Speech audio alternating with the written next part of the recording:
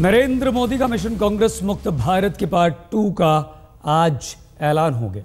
जो मंच अमित शाह की औपचारिक ताजपोशी के लिए था, वो मंच कांग्रेस पर आक्रमण करने में तब्दील हो गया। आने वाले विधानसभा चुनाव का असर राष्ट्रीय परिषद में साफ साफ दिखा। पहले अमित शाह ने कार्यकर्ताओं को कांग्रेस मुक्त भारत बनाने की बात याद दिलाई, तो नरेंद्र मोदी ने कांग्रेस पर खुलकर हमला किया। और इसी वजह से आज की हमारी बहस का मुद्दा है, क्या लोकसभा के बाद वाकई बीजेपी कांग्रेस मुक्त भारत बना सकती है? इससे पहले कि हम तमाम नेताओं से आपका परिचय करवाएं जो हमारे साथ मौजूद हैं, हम ये बहस शुरू करें। सबसे पहले नरेंद्र मोदी ने आज कैसे कांग्रेस पर हमला किया, ये हम आपको दिखाते हैं, सुनाते हैं। और शायद लोगों का आश्चर्य होगा कि चुनावी घोषणा पत्र के इतने सारे मुद्दे पहले ही बजट में आ जाएं और उसको लागू करने के लिए एक रोड मैप तैयार हो जाए,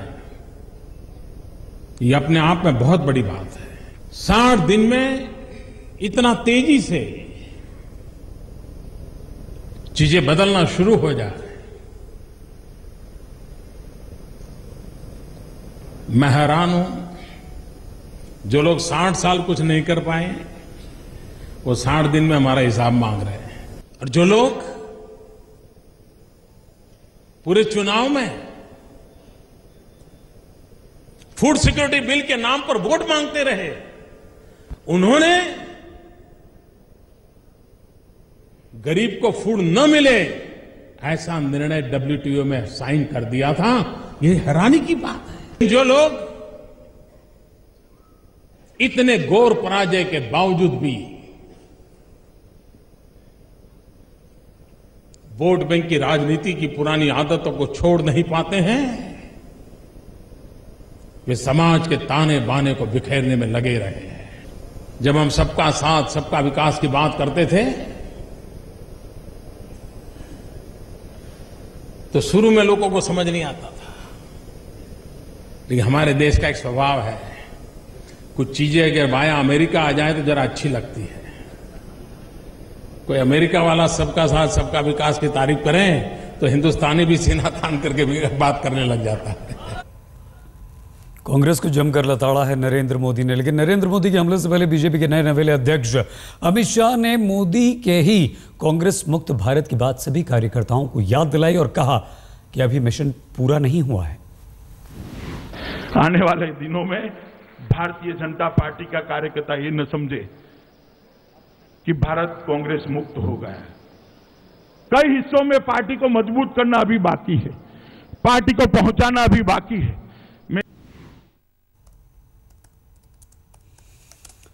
तो हमारे साथ तमाम नेता जुड़ चुके हैं। जयंत सिन्हा जी, नेता बीजेपी के हजारीबाग से चुनकर हमारे साथ आए, बहुत धन्यवाद जयंत जी। अली अनवर जी, नेता JDU हमारे साथ हैं। हमारे साथ अर्जुन मोडवाडिया जी हैं, कांग्रेस के नेता और वरिष्ठ पत्रकार नलिनी सिंह जी, बहुत धन्यवाद नलिनी जी आपका। जयंत जी, कांग्रेस मुक्त भारत कैसे होगा? क्योंकि क्या लोग तो ये भी कहने लगे हैं कि एंटी इनकम्बेंसी अभी से दिखने लगी है, और जो कुछ हुआ है उत्तराखंड में, एक भी सीट आपने किसी के लिए नहीं छोड़ी थी, कांग्रेस के लिए सुपड़ा साफ कर दिया था लोकसभा चुनाव में, लेकिन उपचुनाव में 3 सीटें हार चुके हैं। और उसके बाद जो पंचायती चुनाव हुए हैं वहां भी हर्ष आपका क्या हुआ, ये नलिनी जी बेहतर बताएंगे। कैसे जयंत जी? नहीं, देखिए, अगर कांग्रेस मुक्त भारत करना है तो जैसे अभी तक हम लोगों ने परिश्रम किया है, मेहनत किया है, उसी प्रकार से अगर हम आगे बढ़ें तो मुझे बिल्कुल भरोसा है कि कांग्रेस मुक्त भारत का जो हमारा लक्ष्य है वो हमें प्राप्त होगा। देखिए, हम लोग एक पार्टी हैं जो विचारधारा पे हम लोग आधारित हैं, और जो हमारी विचारधारा है मुझे लगता है कि वो जनता को बहुत पसंद आती है, यानी कि सबका साथ सबका विकास। जनता को मुझे लगता है बिल्कुल भरोसा है कि हम लोग निरंतर उनके लिए, उनके हित में काम करेंगे। हम लोग घोटाला नहीं करेंगे, हम लोग भ्रष्टाचार नहीं करेंगे, हम लोग स्वच्छता से और मेहनत से जो भी कुछ हम लोग विकास ला सकते हैं, हम जनता के बीच उस विकास को लाएंगे। और जो हमारी विकास की राजनीति है, यही हमारी विचारधारा है, विनाश की राजनीति नहीं।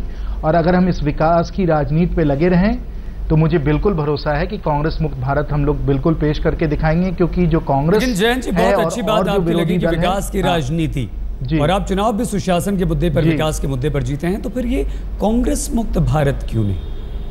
विकास से विकास हो, कुशासन ना हो, गरीबी ना हो, भ्रष्टाचार ना हो, सुख शांति हो, तमाम बुराइयां मुक्त भारत क्यों नहीं? कांग्रेस से क्या तकलीफ? कांग्रेस को तो वैसे इस देश की जनता ने नकार दिया है। नहीं, कांग्रेस को कुछ कुछ प्रांतों से अभी भी नहीं निकाला गया है और वहां हमें बिल्कुल मेहनत करना है, संघर्ष करना है। देखिए, मैं झारखंड से आता हूं, इस समय झारखंड में कौन राज कर रहा है? कांग्रेस झामू राज कर रहे हैं ना, और वहां जो निकम्मी सरकार है, जो सरकार जो बिल्कुल मूल सुविधाएं नहीं दे पा रही इस समय जनता को, वहां से हमको उस प्रांत को, उस राज्य को मुक्त करना है। इसी प्रकार से और भी राज्य हैं जहां कांग्रेस है, जहां हम लोगों को कांग्रेस को हटाकर हमें जो हमारी विकास की राजनीति है उस तरीके से हमें वहां मेहनत करनी है। बिल्कुल अर्जुन जी, अर्जुन मोढवाडिया जी, और आपको नेता विपक्ष का पद भी नहीं मिल पाया, 44 पर आप सिमट गए सर। अब बीजेपी ये कह रही है, नरेंद्र मोदी, अमित शाह ये कह रहे हैं कि कांग्रेस मुक्त भारत, आप जाएंगे कहां, करेंगे क्या? क्योंकि अगला आज ऐलान हो चुका है कि 4 राज्यों से कांग्रेस को विधानसभा में साफ कर देना है। देखो, जिस तरीके से जो भाषा का प्रयोग कांग्रेस मुक्त भारत का हो रहा है, वो भाजपा का अहंकार बोल रहा है और मोदी जी का अहंकार बोल रहा है। उसको याद होना चाहिए कि भारतीय जनता पार्टी की एक समय में सिर्फ 2 ही सीट आई थी और उस समय वाजपेयी से लेकर सभी दिग्गज नेता हार गए थे। इसलिए कांग्रेस है वो कोई एक सिर्फ पॉलिटिकल पार्टी नहीं है, वो एक जन आंदोलन है। और ये जिस दिन ये कांग्रेस मुक्त भारत की जो बात कर रहे हैं, अगर कांग्रेस की विचारधारा नहीं रही तो देश भी नहीं बढ़ेगा। लेकिन अर्जुन जी, चलिए तो बीजेपी, नरेंद्र मोदी, अमित शाह कांग्रेस मुक्त भारत की बात कर रहे हैं, लेकिन इस देश की जनता ने तो ये सिद्ध कर दिया है, इस भारत को कांग्रेस मुक्त कर ही दिया है। आप कहां हैं आज सर? 10 से 14 राज्यों में आप गायब हैं बिल्कुल। देखो, ये इतना अहंकार किसी को करने की जरूरत नहीं है। आज भी कई राज्यों हैं उसमें कांग्रेस शासन में है, कई ओपोजिशन में है किसी जगह पे। और मैं आपको बताना चाहूंगा कि जिस वादा लेकर मोदी जी आए थे कि बहुत बड़ी महंगाई की मार, अब की बार मोदी सरकार पिंक रिवॉल्यूशन हटाएंगे, बांग्लादेशियों को निकालेंगे, पाकिस्तान को सबक सिखाएंगे, चाइना को सबक सिखाएंगे, ये सभी जो वादा किया था वो वादा कहां गया 6 महीने में? कोई एक शब्द भी बोलते नहीं आज उसके बारे में। जो जिक्र चुनाव के पहले किया जाता था, वो जो आज वो स्लोगन कहां चला गया? वो स्लोगन पर विश्वास रख के लोगों ने ये भाजपा को चुना था, लेकिन 2 महीने में निराशा हो गई। कहां महंगाई, जो महंगाई हटाने की बात कर रहे थे उन्होंने ही आते ही 14.5% रेलवे का किराया बढ़ाया, डीजल पेट्रोल का भाव बढ़ाया और बाकी चीज वस्तु का भाव कहां है?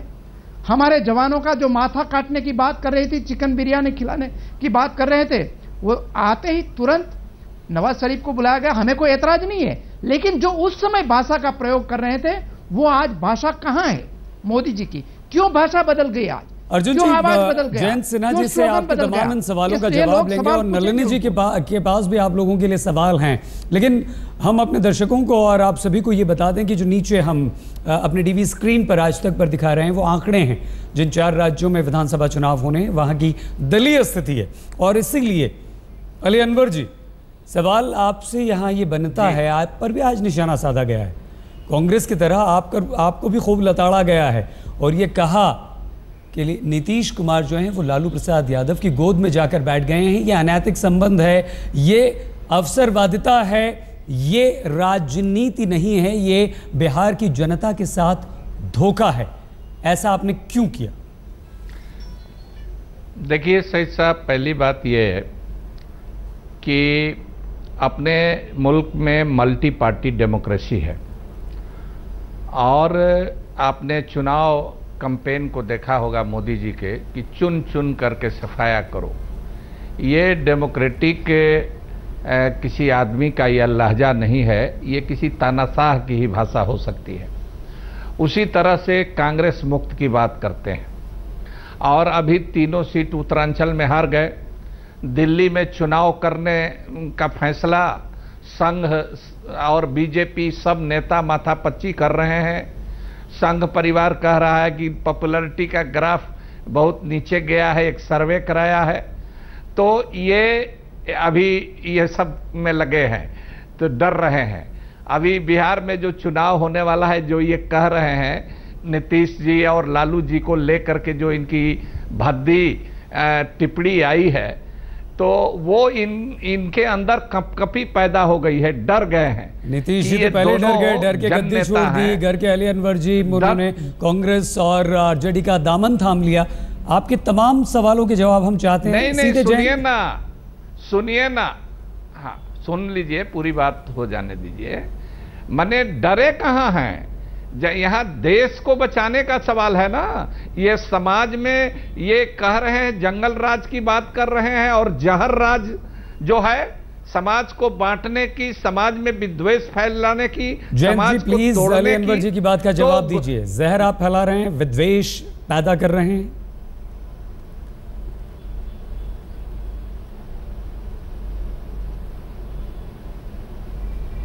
जयंत जी, हमारी आवाज सुन पा रहे हैं आप? सिन्हा साहब, नहीं, थोड़ी सी आवाज ने। हाँ, अली अनवर जी की बातें सुनिए आपने। वो ये कह रहे हैं कि बीजेपी तो विद्वेष फैला रही है, जहर पैदा कर रही है। जंगल राज तो गुजरे जमाने की बात ये कर रहे हैं, ये तो मौजूदा जमाना जहर राज, इसका न काट है। ये नीतीश जी और लालू जी की दोस्ती। हमारे जी, जो कांग्रेस के और जो जेडीयू के हमारे सहयोगी हैं इस कार्यक्रम पे, आप देख रहे हैं 60 दिन के बाद ही कितने भयभीत हैं कि इस प्रकार की बातें कर रहे हैं। जैसे आज मोदी जी ने खुद कहा, स्वयं कहा, जिन लोगों ने 60 साल में कुछ नहीं किया, अब वो 60 दिनों में हिसाब चाह रहे हैं। अभी तो हम जनता से इतनी बड़ी मतलब एक मैंडेट जीत कर आए हैं, 60 दिन में हम भयभीत हो जाएंगे, 60 दिन में हम फिक्र करने लगेंगे? बिल्कुल नहीं, ये तो ऐसे हो ही नहीं सकता।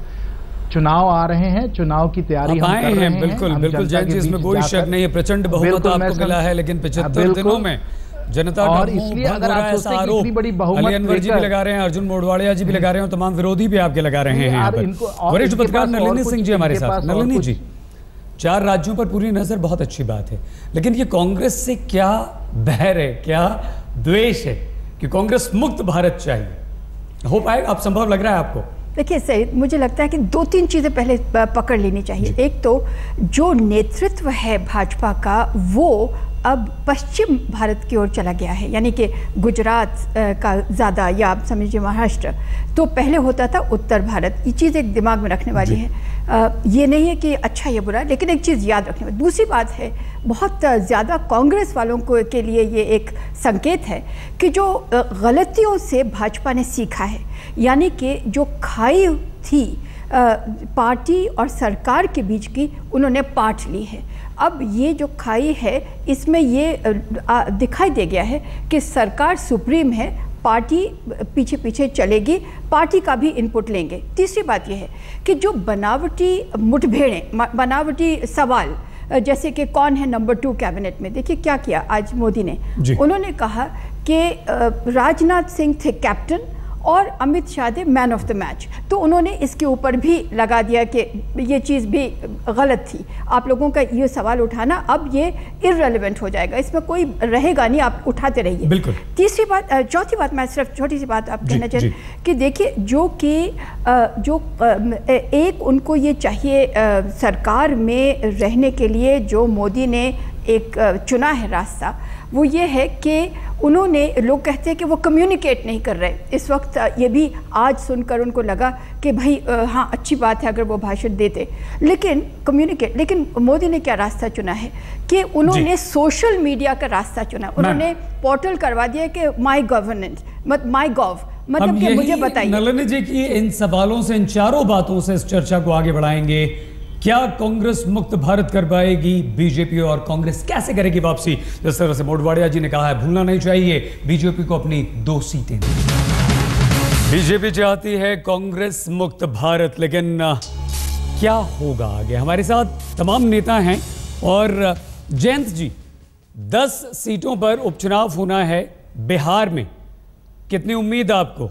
उत्तराखंड को भूलकर जवाब मत दीजिएगा सर। नहीं, बिहार में हमको बिल्कुल उम्मीद है कि हमको पूर्ण बहुमत मिलेगा।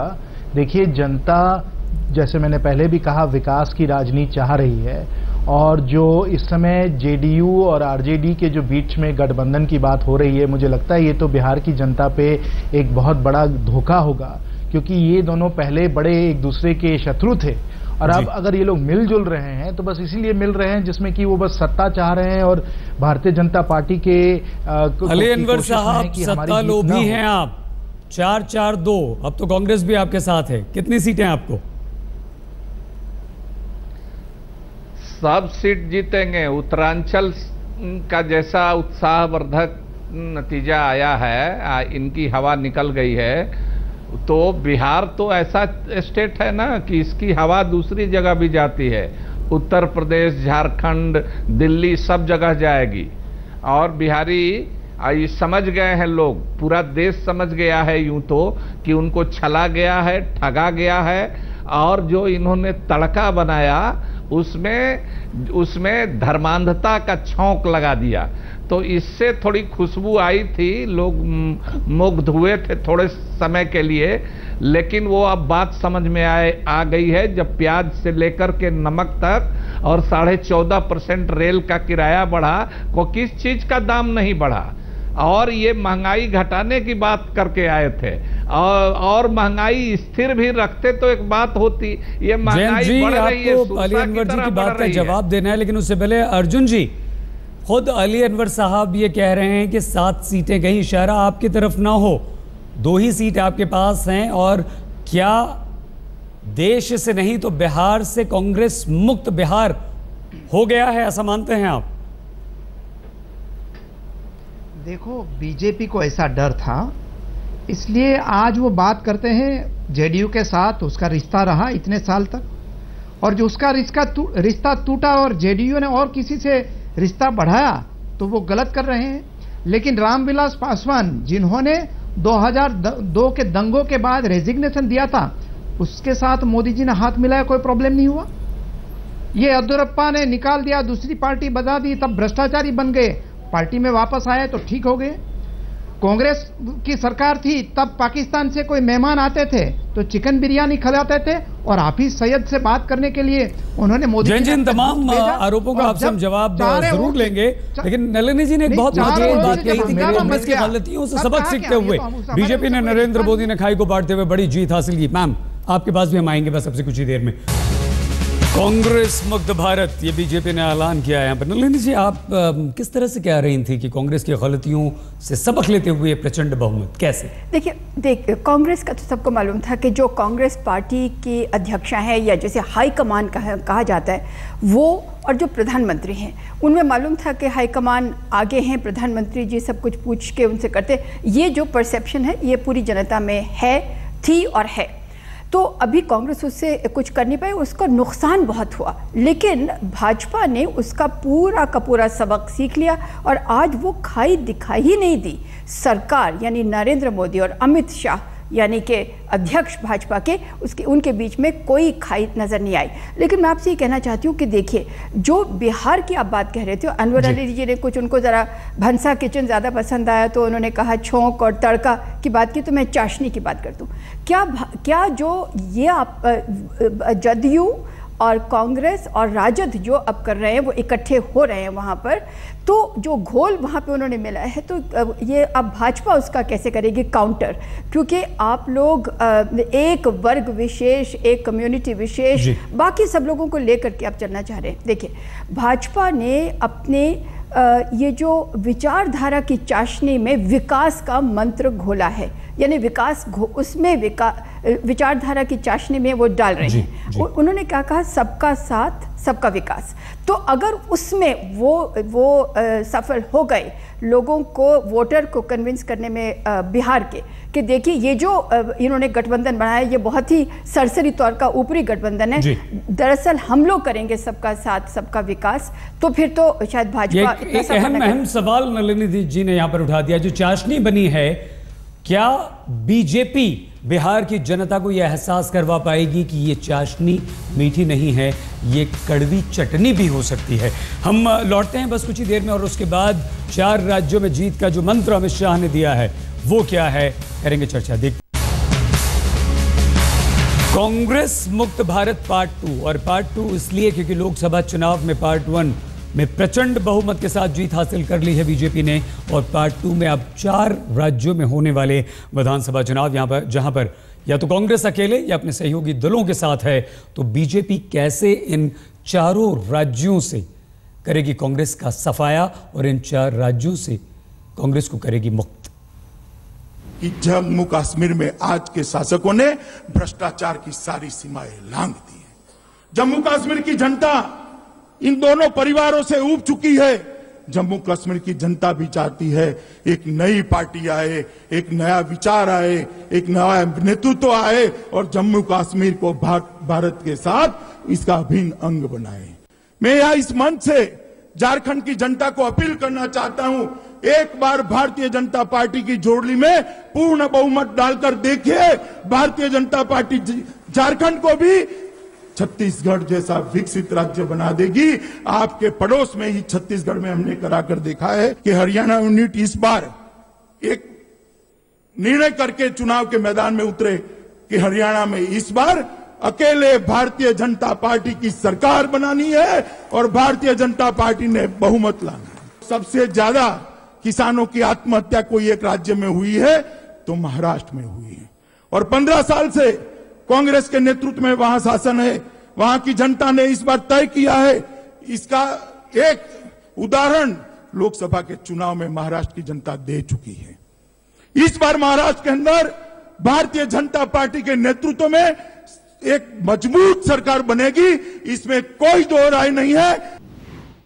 बीजेपी अध्यक्ष अमित शाह ने अपना लक्ष्य साफ कर दिया है। चारों राज्यों में बीजेपी की सरकार, बहुत महत्वपूर्ण जम्मू एंड कश्मीर का जो उनका उद्बोधन था। लेकिन सबसे पहले महाराष्ट्र की अगर बात करें तो कैसे जयंत सिन्हा जी, अभी बीजेपी शिवसेना में उथल पुथल मची रही है, बातचीत चल रही है, महायुति आपने बताई है, सबको साथ में लेकर आप चल रहे हैं, कांग्रेस एनसीपी का मामला सुधर चुका है, सुलझ चुका है, क्या लगता है आपको? क्योंकि टक्कर महाराष्ट्र में तो बराबरी की है, कांग्रेस एनसीपी, शिवसेना, बीजेपी।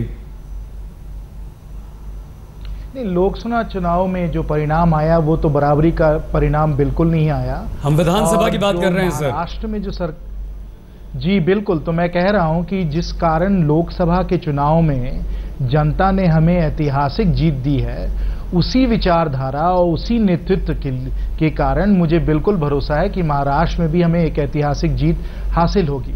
देखिए, जनता जिससे पहले जो हमारे सहयोगी बोल रहे थे कि सब कुछ बदल गया है, कि 60 दिन में जिस जनता ने हमें भरोसा किया, हमारे पे विश्वास किया, वो सब जनता ऊब गई है, वो बिल्कुल गलत है। वो जनता को नहीं समझ रहे हैं, क्योंकि जनता ने अगर हमको ऐतिहासिक जीत दी है तो इसलिए जीत दी है क्योंकि वो हमारी विचारधारा और हमारी नेतृत्व में भरोसा करते हैं और वो इस पे अटल है, और 60 दिन में वो इस मामले से हिल नहीं जाएंगे।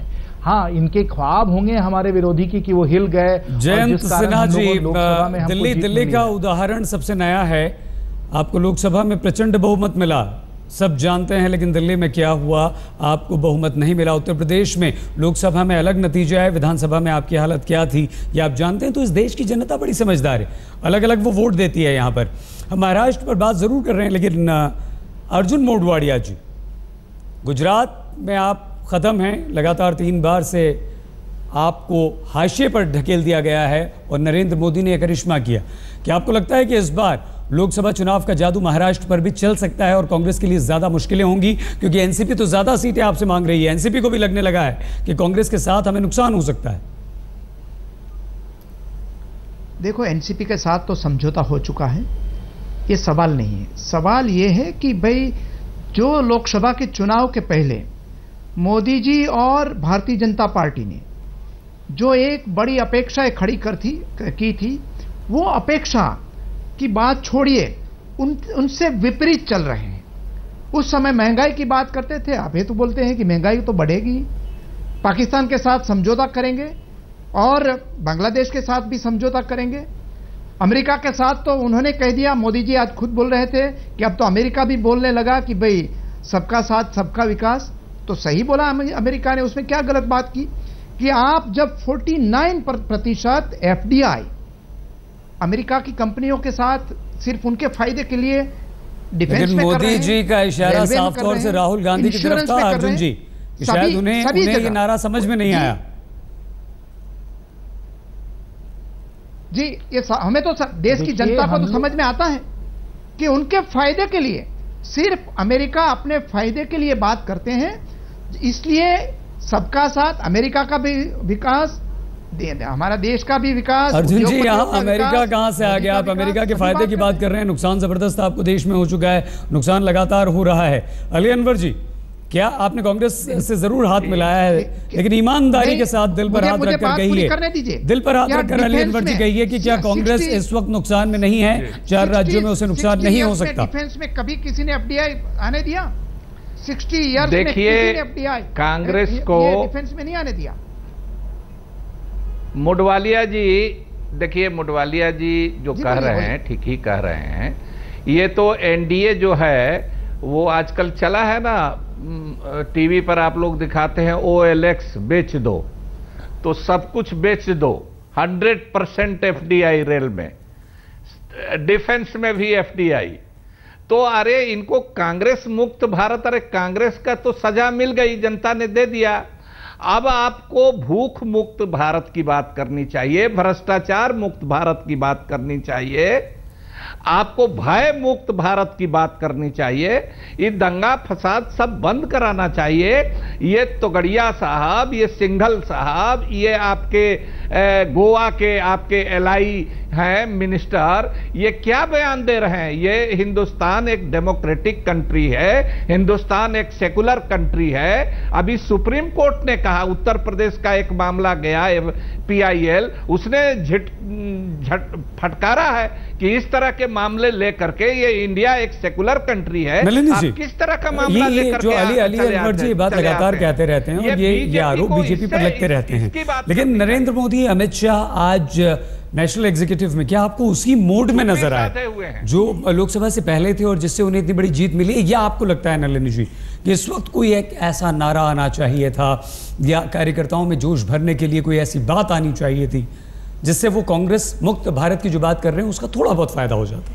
देखिए, 2-3 बातें जल्दी से। एक तो ये है कि ये सच है कि जो कहीं मंत्रीगण कहीं ना कहीं पार्टी के, अगर तेलंगाना के कोई कह देते हैं, MP कह देते हैं कि सानिया मिर्ज़ा पाकिस्तान की बहू हैं, या कोई और रमज़ान का जो रोज़ा था उसमें एक रोज़ेदार को कह देना कि खाना टेस्ट करिए वगैरह, ये सब चीज़ें ये बिल्कुल कंडेम मेरे ख्याल से भाजपा ने की भी हैं और ये ज़रूर करनी चाहिए है, बिल्कुल। लेकिन मैं आपसे एक बात कहना चाहती हूँ, जो यहाँ पर ये आपने कहा कि जोश वाली बात, बिग टिकट आइडिया, वो मैं अभी बताती हूँ, लेकिन मुझे ये ज़रूर है कि जो साइंस कहती है उस पर भी एक नज़र दौड़ा लीजिए। वो ये है कि करीबन 6 महीने तक जो कि आपके रिजल्ट आते हैं, अगर उन 6 महीने के वक्फे के बीच में ही चुनाव हो जाते तो ज़्यादा कम या ज़्यादा वही रिजल्ट वापस आते हैं। तो ये जो हमारे नेतागण, बीजेपी को फायदा इस वक्त बीजेपी को फायदा है। दूसरी चीज़ ये है